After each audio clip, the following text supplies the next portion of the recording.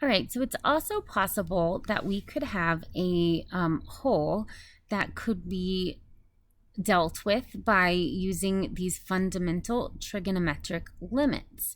Now, in Unit 3, which is a ways off, we'll learn one more strategy for dealing with wholes.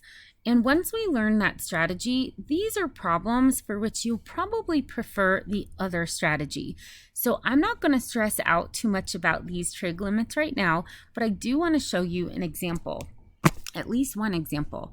So if I look at what's in the box here, these limits only apply when x equals 0. And for the first one, if I'm evaluating the limit of the sine of x over x as x approaches 0, that's always going to yield the value 1. Similarly, if I have 1 minus the cosine of x over x, and I evaluate that limit as x equals 0, that yields 0. Of the two of these, the first one tends to come up a little bit more often, but we can circle back to these in class if needed. Let's just look at one example.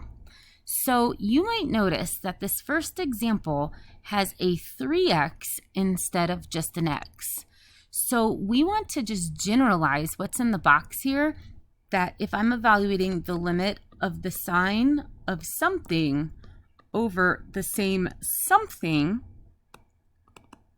as x approaches 0, and these would be variable expressions, that's going to yield 1.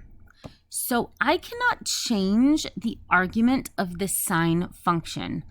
Like, this is the sine of 3 times x, and I can't divide out the 3, but what I can do is create a 3 in my denominator.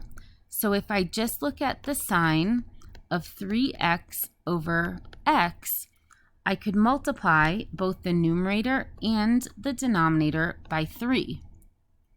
So now I'm going to consider the limit as x approaches 0 of 3 times the sine of 3x over 3x. All right, so we still have this other kind of rogue 3 right here in our numerator. And so if I think about it, a limit, again, is where the graph or where the function is headed at a particular value. And without that 3 there, this expression, or this function rather, would be headed to 1, right? Because that's what we see in the box for our fundamental trig limits, that the limit of the sine of x over x as x approaches 0 is 1.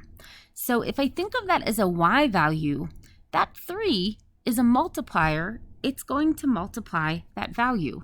So what we can do when I have a constant multiple like that, I can actually pull that 3 out and think of this as 3 times the limit as x approaches 0 of the sine of 3x over 3x.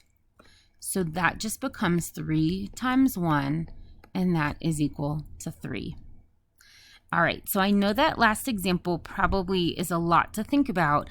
I would not let that one stress you out. When we learn about L'Hopital's rule, I bet we will solve all of these types of limits using L'Hopital's rule, but that's not something we learn about until Unit 3. So for now, these are the examples I'd like you to come back to class with, and we can go over them as needed.